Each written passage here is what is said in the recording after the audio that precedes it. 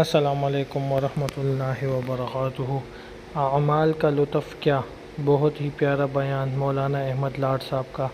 اس بیان میں مامون رشید صاحب کے بیٹے کا بھی ذکر ہے۔ تمام دوست اس بیان کو دیکھیں۔ جب تم اپنا اصلی کام جس مقصد کے لیے بھیجے گئے ہو، قرآن ڈنکے کی چوٹ کہہ رہا ہے، کنتم خیر امت اخرجت للناس تأمرون بالمعروف وتنہون عن المنکر وتؤمنون باللہ۔ تم نے ماؤں کے پیٹ سے جنم اسی کے لیے لیا ہے، تم اپنی ماؤں کے پیٹ سے پیدا اس لیے ہو۔ جتنے تمہارے نبی اونچے ہیں نبیوں میں، کتنی یہ امت اونچی ہے تمام امتوں میں، لیکن تمہاری اونچائی کی بنیاد تمہارے بڑے مکانات نہیں ہیں، تمہارے لمبے چوڑے زمیندارے نہیں ہیں، تمہارے بینکوں کی بینک بیلنس نہیں ہے، تمہاری خیریت، تمہاری اونچائی تمہاری اس کام کی وجہ سے۔ یہ سدھر جائیں، وہ سدھر جائیں، یہاں مسجد وار جماعت بن جائے، وہاں جماعت چلی جائے، اور اپنے معمولات سے بے خبر۔ ساری دنیا سچی بن جائے سوائے میرے، سارے جھوٹے توبہ کر لیں سوائے میرے، سارے شرابی شراب چھوڑ دیں سوائے میرے۔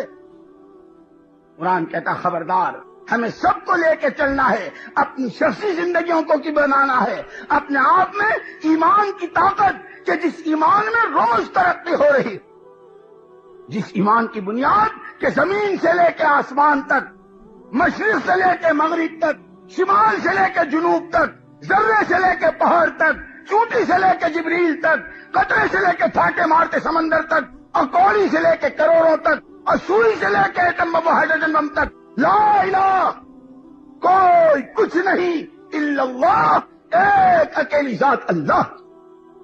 نفع اسی کے ہاتھ میں، نقصان اسی کے ہاتھ میں، عزت اسی کے ہاتھ میں، ذلت اسی کے یہاں سے آتی۔ ہر غیر کا یقین دل سے نکل رہا ہو، ایک اکیلی ذات اللہ کی، اس کا یقین اندر میں روز بڑھ رہا ہو۔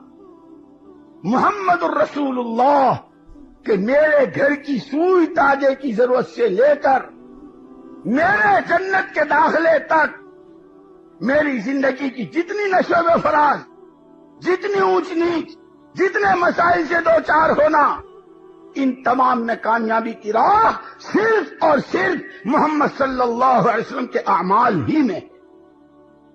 اگر میرے پاس کھانے کو لقمہ نہیں ہے، تن ڈھانکنے کو چترا نہیں ہے، سر چھپانے کو جھونپڑا نہیں ہے، کوئی مجھے ادھار نمک دینے کو تیار نہیں ہے، لیکن اگر میرے پاس محمد صلی اللہ علیہ وسلم والے اعمال ہیں، خدا مجھے دنیا میں بھی اور خدا مجھے آخرت میں بھی کامیاب کریں گے، یہ یقین اندر میں ہو، اور اس یقین میں روز اضافہ ہو رہا کہ پھر اعمال کی طرف طبیعت چل رہی ہے۔ یہ جو اعمال سے طبیعتیں گھبرا رہی ہے، تعلیم سے طبیعت گھبرا رہی ہے، گشت سے طبیعت گھبرا رہی ہے، تسبیح پڑھنے سے طبیعت گھبرا رہی ہے، اللہ کے راستے میں نکلنے سے طبیعت گھبرا رہی ہے، سود چھوڑنے سے طبیعت گھبرا رہی ہے، یہ اس لیے ہے کہ ابھی ہمیں اعمال کا چسکا لگا نہیں ہے۔ جب چسکا لگ جاتا ہے اس راستے کا، وہ مامون رشید کا بیٹا ابراہیم جسے چسکا لگا تھا، وہ شاہی کھاٹوں کے ساتھ رہنے والا، ایک دن اپنے بالا خانہ میں بیٹھا ہوا، دریا کا منظر دیکھ رہا ہے، سامنے دریا بہ رہی ہے، ٹھنڈی پھینی ہوائیں چل رہی ہے۔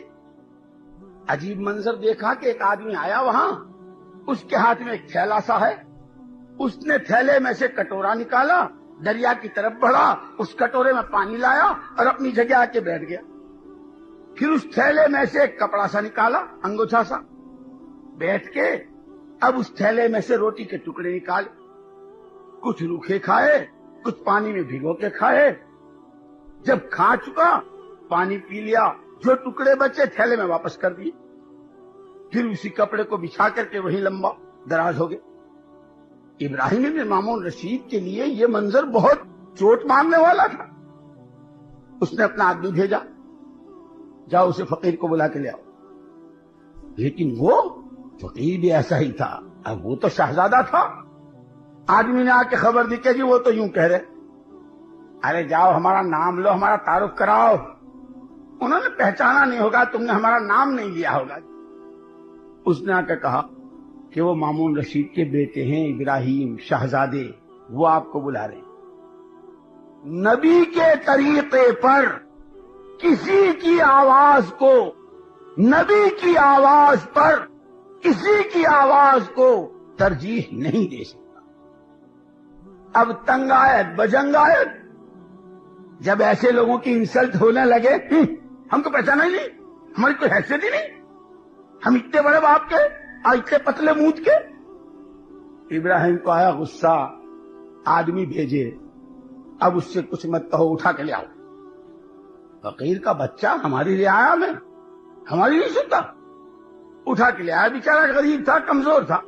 आया इब्राहिम इब्न मामून रशीद के सामने खड़ा हो गया। जी हुजूर, कौन हो, कहां रहते हो, क्या करते हो, ये कैसे खाना खाया, वो टुकड़े क्यों वापस किए। बड़ों के यहाँ सवालात की भरमार बहुत होती, जिसे कुछ करना धरना नहीं होता ना। मैं साहब एक बात पूछ लूं। वो मामून रशीद के बेटे ने, इब्राहिम ने सवालों की भरमार कर दी। कौन हो, अल्लाह का बंदा, कहां रहते हो, उसकी जमीन पर, क्या करते हो, मजदूरी की तलाश में निकलता हूं। ये क्या किया। उस पर उसने कहा कि मेरी एक बेवा मां है, एक मेरी बहन है, जवान है, अभी शादी नहीं हुई, मैं मजदूरी की तलाश में निकलता हूं, रोटी रोजी का मसला इतना कमजोर है, तो मेरी माँ और मेरी बहन चूंकि पर्दे का भी मसला है, इसलिए वो घर पर रहती हैं, चूंकि तंगी है इसलिए वो दिन भर रोजे से रहती हैं, मेरे इंतजार में रहती हैं कि अगर कुछ कमा के ले जाऊंगा तो खा लेंगे तीनों माँ बेटे। ये टुकड़े क्या हैं, इनके जो घर में बचते हैं उसको मैं लेकर के, पता नहीं दोपहर कहाँ हो, शाम कहाँ हो, तो ये वही बचे हुए रोटी के टुकड़े होते हैं, कुछ भिगो के खा लेता हूँ, कुछ रुके खा लेता हूँ। फिर बचे हुए थैले में क्यों डालते हो, क्योंकि बचे लिए हुए थैले में इसलिए डालता हूँ कि वापस जब जाता हूँ इफ्तारी का उनका वक्त होता है, तो यही मेरी माँ और मेरी बहन की इफ्तारी भी है, और अगर इसमें से बच गया तो यही मेरी माँ और बहन की सहरी भी। इब्राहिम इब्न मामून रशीद, जब सीनों में दिल होते हैं, जब अंदर में जमीर होते हैं, जब उसमें बेदारी होती है, जब उसके पर्दे हटे हुए होते हैं, फिर आदमी सोचता भी है, समझता है। उसकी उस सुन्नत के एहतिमाम, इस सादा जिंदगी के जिसकी भूख ने और जिसकी इक़्तिसादियात की कमजोरी ने और जिसकी रोटी रोजी के घर के किस्से ने न कभी चोरी पर उभारा, न कभी डाके पर उभारा, न कभी भीख मांगने पर उभारा, अपना हाल छुपाया हुआ है, मेहनत मजदूरी तलाश कर रहा है, रूखी रोटी पे गुजारा कर रहा है, लेकिन अल्लाह की जमीन पर अल्लाह की ताअत के साथ चल रहा है। इस जिंदगी ने शहजादे की दिल पर चोट मारी। इब्राहिम इब्न मामून रशीद बैठा हुआ है, शाम का वक्त हुआ, रात का दस्तरखान शाही महल में बिछ गया है। मामून रशीद की तरफ से बुलावा आया कि इब्राहिम को बुला के लाओ। जो जवाब उसने दिया था ये जवाब यहां देने लगे, आज हम खाना नहीं खाएंगे। दोबारा मामून रशीद की तरफ से आया, उससे कहो अब्बा जान बुला रहे हैं। इब्राहिम ने कहलवाया कि अब्बा जी से कह दो कि आज जी नहीं चाह रहा, हम नहीं खाएंगे। तीसरी मर्तबा मामून रशीद ने कहलवा, कह लो उसे, नहीं आता है उठा के ले आओ। जब हम कह रहे हैं, खलीफा के आदमी आए, इब्राहिम को उठा के उसी तरह ले गए जिस तरह उसको उठा के मंगवाया था। इसीलिए याद रखना, कभी कभी बदअमलियों पर खुदा की तरफ से पकड़, इस हाथ ले उस हाथ दे। तो मेरे भाइयों बुज़ुर्गों, जिस तरह मौलाना साहब ने बहुत ही प्यारे अल्फाज बयान किए हुए हैं इस बयान में, तो मैंने ये बयान सुना, आप लोग भी पूरा इस बयान को सुने। बहुत ही ज़बरदस्त बातें की हुई हैं और दीन का काम करना चाहिए। और हमारे चैनल को लाइक सब्सक्राइब कीजिए, बेल आइकन पर क्लिक कीजिए ताकि न्यू बयानात देख सकें।